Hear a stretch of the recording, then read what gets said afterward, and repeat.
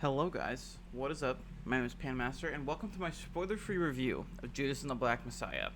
um, this is my second take here because about over halfway through my first take, I realized that the mic wasn't outputting any audio.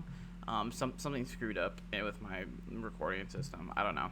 I'm a little salty about that, but let's get into it. I've got a lot to talk about here. It's a really good film. First off, if you haven't seen this film, I would really recommend watching it. Not just I would love it, yes, but I will say, The Trial of the Chicago Seven. It is a Netflix film, pretty easily accessible. I would really recommend watching it. You don't have to, there's no canonical relation to them besides the fact that, they're both based on true events, right? And, there are some references to it in Judas and the Black Messiah, not the film specifically, but the events that have occurred there. So, specifically with Bobby Seale. And so if you are not aware of the trial of the Chicago Seven, just the events that occurred there, or Bobby Seale specifically, I would really recommend watching it. It's an amazing film, just in general, so I would just recommend it anyway. But if you want to get the most fulfilling experience out of Judas and the Black Messiah, I would watch it. It's not like a huge thing, right? They mentioned Bobby Seale, and there's a little bit. It's not like it's going to make it a completely new experience for you, but if you really want to get the most out of it, and it's an opportunity for me to plug an amazing film. So yeah, I would really recommend watching The Trial of the Chicago Seven. But getting into this film, there's a lot of cool stuff with it. First off, I want to talk about the music. I think the first act is really, really good. The film score was composed by Mark Isham and Craig Harris. I think there's a lot of really, really cool cultural just score throughout. I think specifically African American focused movies, I love listening to the scores because they're so, I feel like ethnic isn't the right word, but there's a cool diverse set of, it's not just like pure bass action, that sort of thing. It's like you can feel the culture, like Small Axe for one, like the anthology of films. I think the score for all of those films are so good with just showing off this diverse, very emotionally driven music, right? That just shows off African American culture through like jazz, reggae, that sort of stuff. Just really showing off a lot of really cool, interesting music that you wouldn't see necessarily in some blockbuster Avengers movie, right? When I think about Avengers movies, I'm not necessarily, other than some themes, right? Music is, in terms of like, I guess, emotional depth, no disrespect to Avengers movies, but yeah. So Rose here, really, really strong start in the first act, and then it kind of dips. It kind of goes away, which really disappointed me because it started off really strong, and I can't think of anything throughout the second, most of the third act of any substance. It comes back at the very end, towards the end of the third act. There's some really interesting tracks that, really help set the mood and set the scene and that sort of stuff. But I think the score was a little bit of a letdown compared to such a strong start, and then it comes back for a nice finish. I feel like as a whole, it didn't quite keep up with itself, and so overall it was a good score. It's just, I was disappointed because it started off so strong and then it just kind of like limped through most of the movie, which was, I don't know, that's just something I thought. But also, I want to talk about some nominations going around here. So Daniel Kaluuya is nominated for the Golden Globes for this film as a Best Supporting Actor, which I don't want to go on a huge rant about this, but quick thing about the Golden Globes, it is absolutely abhorrent that, there's just pure racism in their nominations. I'm pulling up the nominations here. If I remember correctly, the only real nominations going on here in terms of African American film, we have Viola Davis nominated as Best Performance, Best Actress, which, I say this with all respect to Viola Davis. I love her. I still have yet to see Ma Rainey's Black Bottom, which makes me very sad. I need to watch that. But I love Viola Davis as an actor. She deserves this nomination, but I would not put it past the Golden Globes that this is a token. When you think about most popular, most influential African American actresses, Viola Davis is on top of that list. And then we look over at Best Actor, Chadwick Boseman. And then they needed an actor for Best Supporting, so Daniel Kaluuya, which doesn't make any sense whatsoever because he's literally the star of the film. He's not a supporting actor. He's not. And so it's absolutely ridiculous. And then we also have Leslie Odom Jr. as Sam Cooke in One Night in Miami, which is a stretch to also say that he's a supporting actor. And so there's just a lot of African Americans really either just being omitted from the Golden Globes entirely, or either being put as tokens or in the wrong category, frankly. And it's really stupid. And I think we really need to take a look at who's on this committee for the Golden Globes and fix that. I mean, people have been talking shit about the Golden Globes for a long time for good reason, but it's pretty despicable to me that this sort of stuff happens because while, too much emphasis is put on the Golden Globes, yes, it's nice, Obviously, these people, it is nice to be recognized for your work. And for marginalized communities to be completely put out, like for instance Minari not being put in consideration for Best Picture, being put in Best Foreign Film even though it's made in America, is flat out racist. Like, that is plain racist. That is racist against Asians, because we do not have an official language. America does not have an official language. This movie was made in America, but it is a foreign language film. It is not a foreign film. It is a foreign language film. There's a big difference. Anyway, fuck the Golden Globes. Just throwing that out there. But what I want to talk about here, love Daniel Kaluuya's performance here. I think he absolutely, is worthy of awards. But Lakeith Stanfield is the one that's really getting snubbed here. He hasn't been nominated for a single thing yet. Fingers crossed.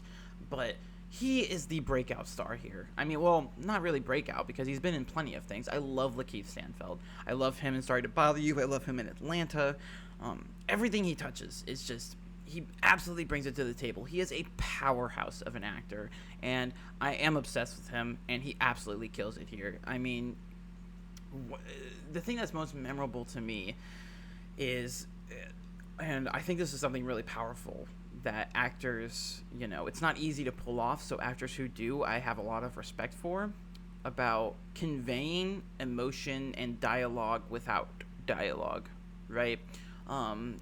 Where there are times where Bill O'Neill, the character that Lakeith Stanfield plays, he's not saying anything, but you can tell exactly what's going on through his head just by the way that Lakeith is moving his eyes, or intentionally pausing, or being hesitant and stuff like that. Like, you constantly know what's going on in Bill O'Neill's head, and that's not this movie is predictable thing. That's just that Lakeith Stanfield is such an amazing actor.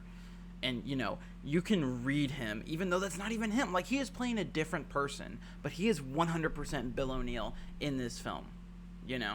Not that, I mean, we can talk about Bill O'Neill's character all day, but, just the way that he embodies the characters he plays, so good. He is a phenomenally underrated actor, and he needs to be nominated for something here. He needs to win something here because he is so good.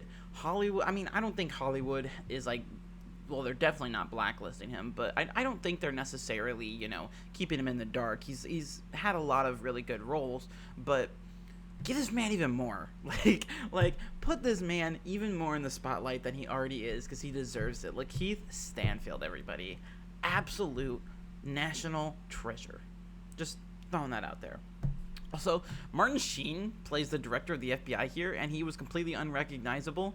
He shows up at the very start of the film, and I was like, no, that's not Martin, because I heard that Martin Sheen was in this movie, so I was looking out for him because I like Martin Sheen, and so I was like, no, that's not him. And then about halfway through the movie, I'm like, all right, where is this dude? So I look up the cast, I look up who he plays. I'm like, wait, it's him? What? Props to the effects team for making him unrecognizable. But Yeah, I think this film is great. Compared to other big biographical drama films that have been released over, honestly, like the past year. I mean, we've gotten a ton. Um, but I don't think it necessarily reaches the heights it's gunning for. Um, but I think there's a lot of really strong stuff here, and you know, there's a reason it's coming out right now, right? With BLM and all of the injustices going on against African Americans in America and across the world. It's important to know these stories, and so I do think this film is an essential viewing in this day and age, especially. And there's a lot of really interesting stuff here. I had never heard this story before of Fred Hampton and Bill O'Neill. I come from a very small conservative town where whites are the only people that matter, and let's be honest here. And so, when it comes to cultures outside of my own, I was very sheltered growing up, right? So I'm very ignorant to all of this stuff. So I try to learn as much as I can. And so, it was interesting. I was very interested in the story and doing this sort of stuff. I know this movie has been criticized for taking a lot of creative liberties. Well, not even, I wouldn't even go so far as to say creative liberties, more so dramatized liberties, I feel like is the more accurate statement, because there's a lot of stuff in this story that has been hypothesized or rumored and it's never been confirmed, and they say, yep, this is what happened. And so I guess the big thing here is to take some of the more extreme things with a grain of salt. Specifically the instances surrounding Hampton's death.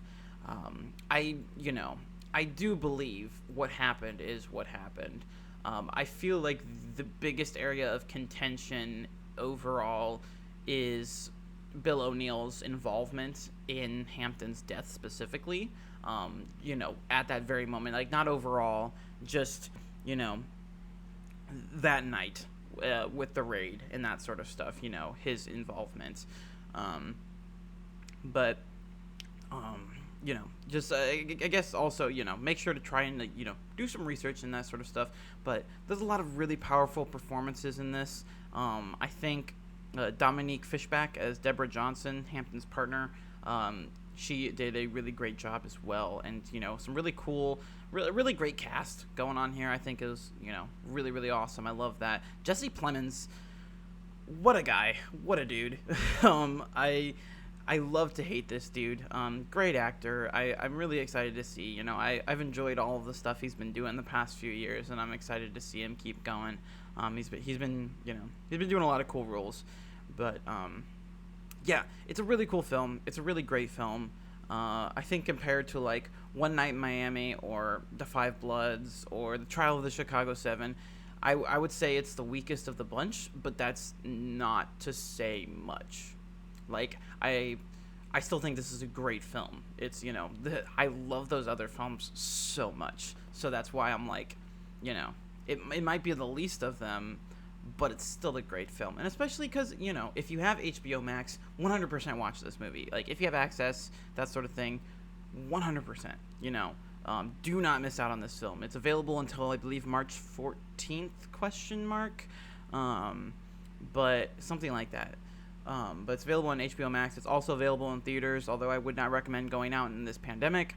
But, yeah, 100%. Go watch this film. I think it is essential viewing. I don't think it's, best film of the year or anything like that, but it has a lot of really great qualities to it, and I'm excited to see what director Shaka King works on next, because I think it is a great film for them, and, I think they should be proud of it, and I would love to hear more stories like this. That's probably one of my favorite, it's sad that all this stuff is happening, right? That white people refuse to believe racism still exists in 2021. It's absolutely abhorrent, all of the stuff that happens in this day and age still. But one thing I am glad of is that we are getting all of these stories being told, right? With the Trial of the Chicago 7 and Judas and the Black Messiah and One Night in Miami and all of these, and Small Axe. Go watch Small Axe. So underrated. It's on Amazon Prime. Go watch it. Please. But that's one thing I'm very happy about, because we get in a lot of really amazing stories and experiences of Black liberation, and different stories about African American civil rights and just civil rights in general. Because like the trial of the Chicago Seven is not really. There's in terms of Bobby Seale's storyline, right? It does have to deal with racism and that sort of thing, and it's not necessarily. It doesn't shy away from that sort of thing, but it's not really necessarily about African Americans. It's about just the corruption of the justice system in general, and these are white people they're doing it to, and so do more of this stuff, right? Shaka King, anybody, just do more of this, because these stories happened. Some of this may be dramatized, of course, but these things happened. These our justice system is corrupt. It is wrong. People are dying for no reason. ACAB, we're gonna throw that out there. I have no problem saying that, because there's plenty of problems with the world we live in today, and there needs to be change. And you could say, what's a movie gonna do to change this stuff? But it's just, I forget the quote. I forget who said it, but somebody, one of our founding fathers, I believe, said that that ignorance is the greatest threat to democracy, right? And so, the more we know about our past, about what's going on right now, specifically in politics, the better we will be to create this utopian nation that we are constantly saying either we are or aren't, or all of this stuff with politics, right? And so just trying to learn as much as you can, because so much is hidden from us, especially by politicians on both sides. This isn't me trying to talk bad on Republicans. I think there's plenty of corrupt Democrats and independents and whatever, because most of them are the 1%. And just make that very clear, that there's a wealth issue in the United States and across the world as well. But before I get too much into politics, I mean, this is a very political film, so I don't feel bad for talking about this stuff. But yeah, go watch Judas and the Black Messiah. It's a great film. Let me know what you guys thought down in the comments. Like if you like this video, subscribe if you want to see more, and I'll see you guys next time for whatever it is I'm doing. Alright, see ya.